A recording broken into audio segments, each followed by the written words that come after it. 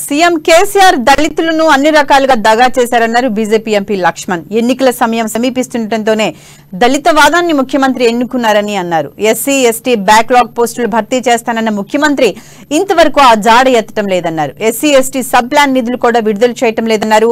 మాలా మాదిగలకు 5 ఎకరాల్లో భవనాలను హైదరాబాద్ లో కట్టిస్తామని చెప్పి ఇవాల్టికి కూడా 1 ఎకరం కూడా కేటాయించలేదన్నారు లక్ష్మణ్.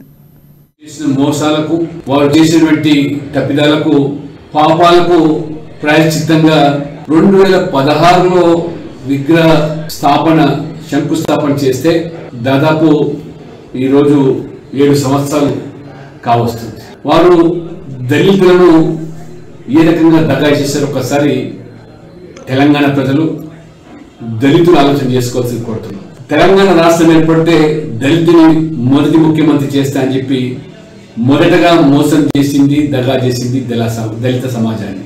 ఆ తర్వాత దళితులకు 3 ఎకరాల భూమి వ్యవసాయ యోగ్యమని పంపిణీ చేస్తాను.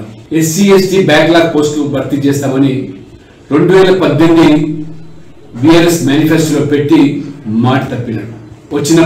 తీసుకొచ్చినప్పటికీ మరి నిధులు కేటాయించకుండా, ఎస్సీ కార్పొరేషన్ నిధులు ఇవ్వకుండా ఏ రకంగా నిర్ణయం చేశారో